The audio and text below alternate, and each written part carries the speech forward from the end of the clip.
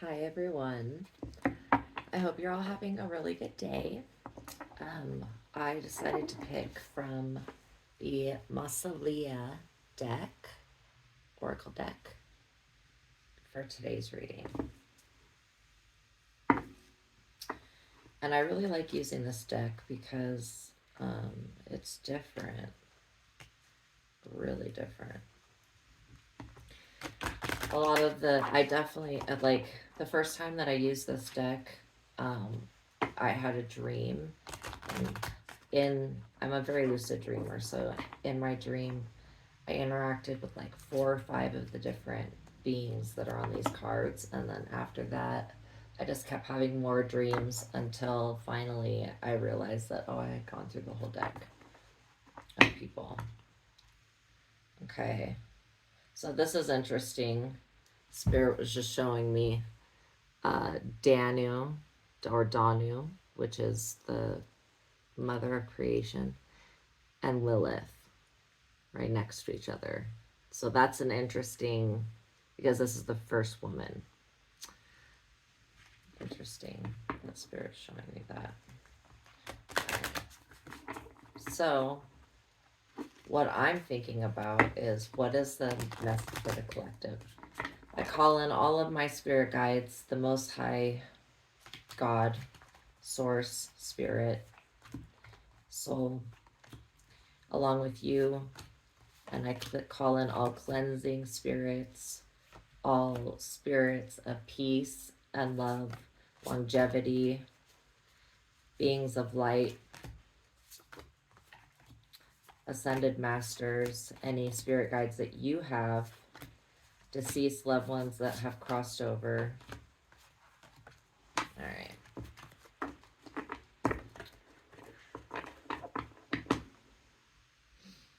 And anything that is righteous, holy, and good, truly good for us.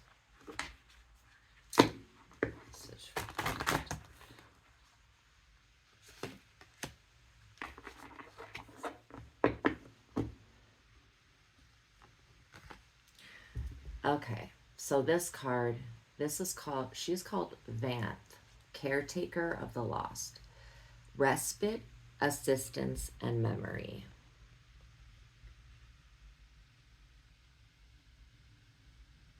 She looks like she's like, we're going into battle. She's got this thing over her head. It's helping her organize her thoughts and probably aim towards what she wants. That's what I'm thinking when I see. What she says is that, okay, so the thing about her is that she basically is a process that you go through. So when you take time for respite, which is rest and recuperation, that's when the assistance that you're wanting in life actually starts to come through. And that's where she's getting her aim, you know? And then memory is like something that we access when we sleep. It's something that we access when we dream. And it's something that we access when we're in the creative mode. And for some people, it's like something that haunts them. So, but there's an interesting connected, I think, message for mental health, respite, assistance, and memory. I think the memory part is really important because without having respite and assistance, the memory, if you do have something that comes from another life, like what I get, or deja vu and dreams and stuff, it can be really intense. And so if you're not grounded, if you haven't taken the time to get rest and love yourself, then whatever comes in is, could be traumatizing to you. I mean, most likely, if it's a memory that is coming forward, that needs to be addressed, it's something that you've shoved down. And so this goddess or being, what she does is she works with you in the dream state. It's kind of like the time in between when you're dreaming and then when you actually wake up. So there's like a little bit of, that's when she'll come talk to you. That's when she came talk to me, at least, is what I can say. And so what she was saying was that if I don't, if I wake up and I don't feel refreshed or like rested, then to call for assistance, to call for backup, because um, and especially with dreams, if there's like, because sometimes I'll know that I've like was really tired, I've slept, and I can remember that I had a dream about something, but I don't remember the specifics of it. This is a very good being to work with to remember your dreams if you're struggling with that in any way. Okay, so for collective,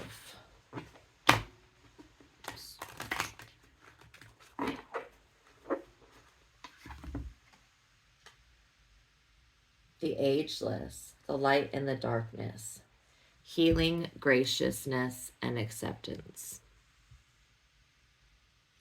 She's got like a really cool kind of veil over her. And I don't know if that's like a shepherd's staff. That might be a shepherd's staff. I don't know exactly what that's called, but it's probably something of power. And then she's holding a crystal that's like a glowing lantern. It's like a crystal light, kind of. Okay, so after this card completely makes sense. If you're wanting to know about youth, eternal youth, the ageless is where you go. And and so like I don't know if you can see that close, but she's actually really beautiful underneath that veil. Like she's not no butterface. She's like a really really pretty underneath the veil. So it's just showing you that agelessness is definitely a state of being. So healing and graciousness and acceptance. That's kind of all the same thing.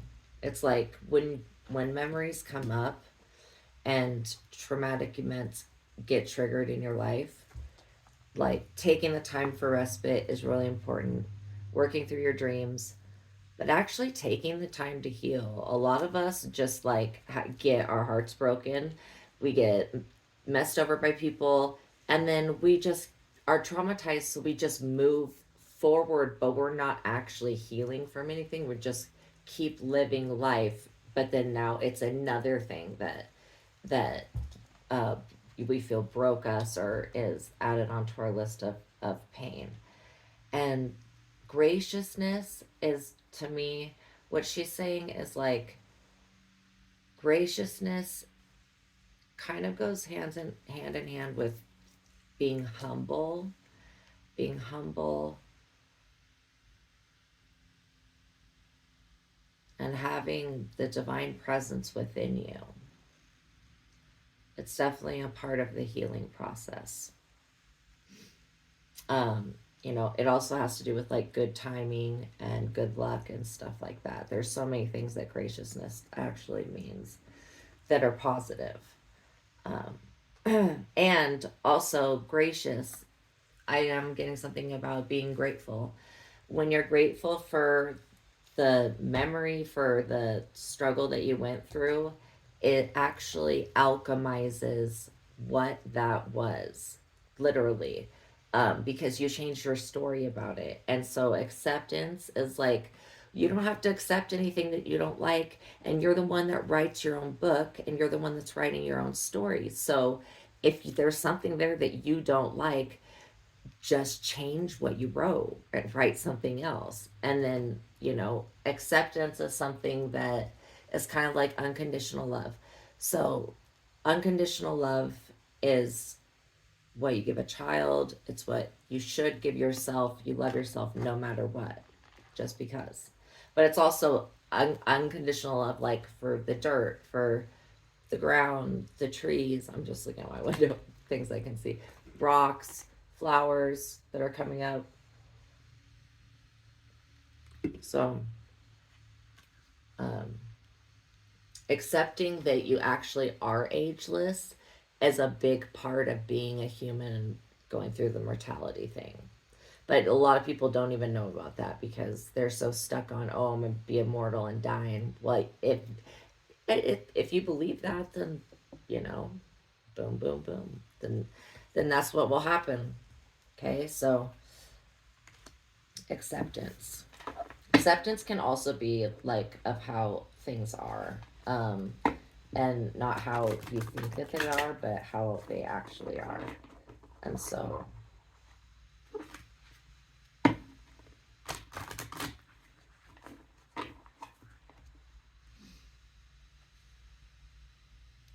I love this one. Okay, this is the Keeper of Whispers, the Mad Prophet. Curiosity, madness, and forbidden knowledge. He's got like a scythe in his hand. He's pretty cool looking. He's walking through like this, we're kind of floating through this uh, rock thing with faces. And he's just got that one. So, curiosity, madness, forbidden knowledge. This is like the goat that gets goaded easily. When I see madness, I know a lot of people think of craziness, but that's the side effect that they're seeing, and that they're judging. Oh, the person's crazy, but no, that like madness comes from being so cross about something, being so upset, so angry, so mad that it creates like a condition that can be seen by other people. It's an extreme reaction that's negative.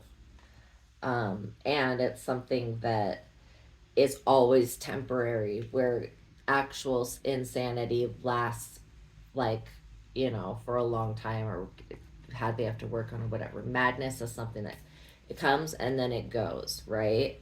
And so that's kind of like the madness you have to have when you're seeking the forbidden knowledge. But the forbidden knowledge to me is, it's kind of like it's kind of like in our mind we have walls that we put up, and those walls we think are keeping us safe from things, but they're really just holding what our own, like, knowledge, gifts, uh presence, like consciousness, from that. Mainly that's the main thing. And so these walls that we put up, we don't do it in this lifetime. It's like part of what we put up that bars out other lifetimes, because and people that have it thinned on the inside, or like me and lots of other people, possibly whoever's watching this, we we dabble sometimes, with our curiosity, because our gift gives us the ability to see into things. We dabble almost, it go on the brink of madness, going for that forbidden knowledge, but really it's not forbidden. It's just we have put up walls so that in this lifetime we don't have every memory from every other lifetime and every other experience flooding, even though some of that could be good things that we could use now. That's why some of the stuff gets through to us. But and you can take those walls down when you do past life regression and things like that, but they're there for a reason. And so, yeah, it's like a gate, like you open inside yourself, and you don't, because you don't know what's on the other side of that veil. You don't know if that was a good lifetime what you're about to see, or a bad lifetime. So it's better to go to somebody else for that, unless you want to be traumatized, because I did it the way that most people say to do it. and just with yourself. And like, I had horrific experiences. I mean, I even had a guided tape to do shadow work, and my shadow, when I went to confront it, like this whole freaking process was just like, there's nothing wrong with me. Like, it was the weirdest conversation. I was like, I don't think that this is how this is supposed to go. And you're supposed to unite back with it. And I was like, yeah, no. Like, it just was really weird for me. So, I don't know. But other people, maybe those things help. All right. So basically, the forbidden knowledge, don't even waste time going through like things that have already been created and written down or whatever from another time or this time, or like people that study stuff. Like, I love this, right? Egyptian papyri of the three dancing musicians. That's this very kind of like famous one. I love that, but I don't worship it. I don't study it, and I'm not like thinking that something that another mortal's created at any time is going to hold any weight whatsoever in my life. So the forbidden knowledge is the stuff that you can only get if you go within. Basically, that's what, and it's mad to do that because you're breaking down those walls of resistance and walls that are your other lifetimes, and you don't know what that other lifetime was. Okay, Thanatos. You just keep popping out. It's like I keep trying to shuffle Thanatos. All right, so Thanatos. I love Thanatos personally. I have a really good relationship with him. This is one that you want on your side. He will help fight your battles for you, and he will kick the out of demons, out of any spirit that is around you. Straight up, he will dominate that thing and remove it from your energy if it's not for your highest good. If you call, but people don't ever call upon him usually because he is kind of like an angel of death, and so they're scared of him. But some people call on him. He's like, some people do. Okay. But like, a lot of people wouldn't think, oh, I'm going to call death to me or an angel of death, unless, unless you do.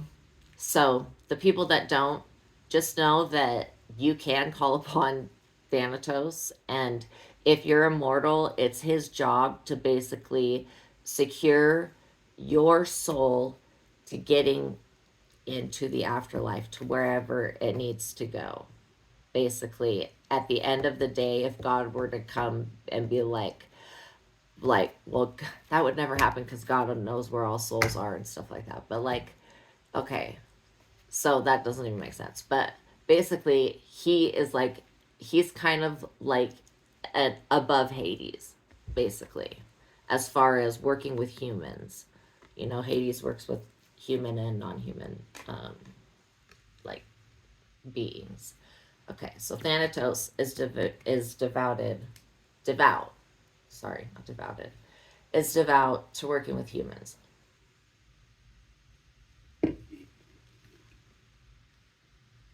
So a lot of the blockages that have been happening for a lot of people, I've been feeling at this time, have to do with people trying to slow you down and people trying to basically run the kind of like in football. If you watch football, then you know that if you've got like a pretty good winning score, then a little bit of time left, you try to run the clock out, and so that you win, so that the other team doesn't get another chance to have the ball and make a play and make any points, and so that you just win. So you like it's called taking a knee. Okay, so anyway, so that's kind of what these people that have been working behind the scenes to block your life up have been. They don't want you to come into this completion, because the completion means that they lose, period, forever. Like it's a forever, like a final judgment for everything. Okay, a lot of these people and beings that are coming forward, especially right now, because all the gifts and blessings are starting to come in for the chosen ones, and the people that did the work to listen to their guidance, their assistance, had the memory of who they were, that they're not just this mortal person that is whatever the name their parent gave them. You know, I'm still acknowledge your name, because my name means one who sees the future in the Hebrew Bible, from the Hebrews. So don't even play. Like, that's crazy. Um, just crazy accurate. So names mean something, but don't think that you are that name, and that name is something like that's just buying into the ego, and that's the self, and that's separating yourself from the divine by doing that. Um, okay. And so Thanatos, he's holding a really beautiful butterfly, because um, at this completion, you get this huge amount of support. And when I say mean support, it's like they're coming, like like it's support, like people, like they wrote about in the Bible and stuff like that. Angels coming down, actually speaking to people, and things like that, and being seen by groups of people. Like, they're coming. The support is coming. Um, and your completion, a lot of people are completing a lot of their missions right now, but there's obviously more than one. But things are, a lot of cycles are coming to completion, especially the old toxic one that was very binding, and so everybody felt trapped. So the support is coming. And then the expediency is the Thanatos. We call you in to freaking expedite, and Saint expedite, to call both of you in to expedite this process, for us, because we know that the enemy, even though the enemy is lost, obviously, we know that. We know how the story goes. They're still trying to run the clock out, and that's annoying. And we want this beautiful butterfly that Thanatos is holding in his hands. That's what we want to have.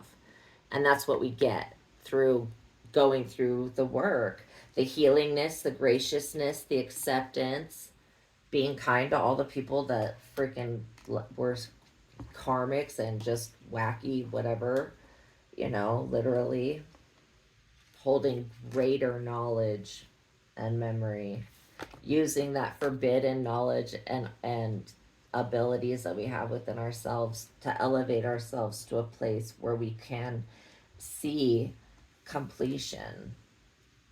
All right.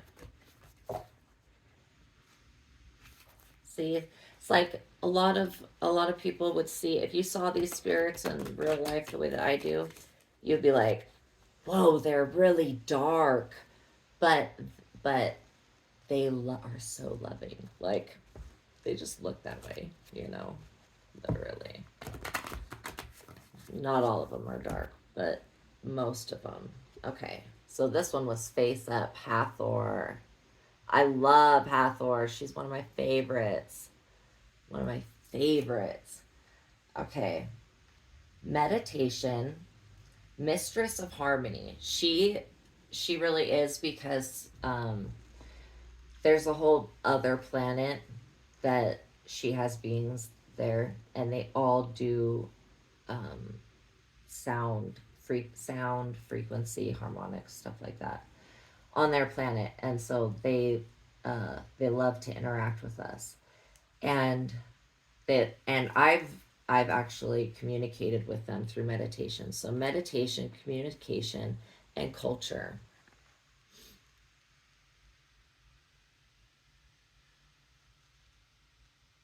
She's a beautiful goddess.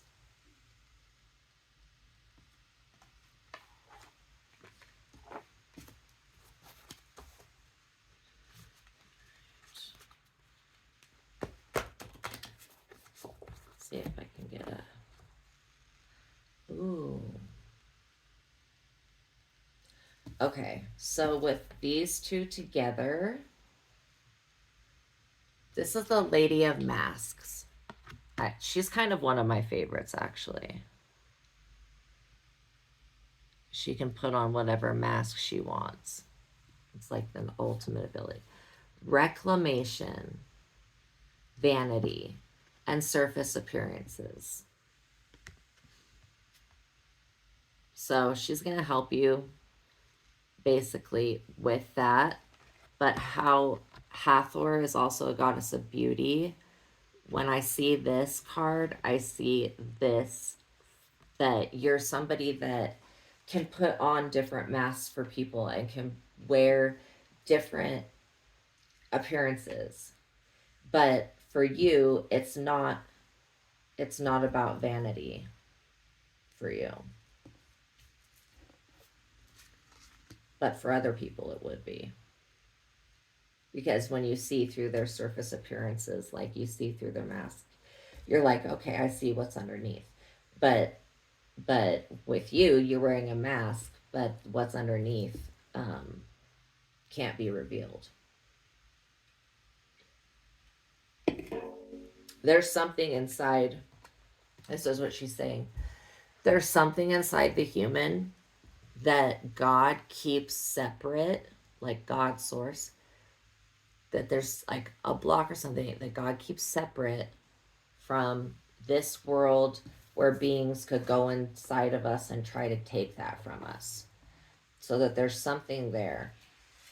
So every mask that you take down and every mask that you remove off of those around you, just know that you're actually helping them become more authentic to who they are. And it's actually for their better guidance. So, okay.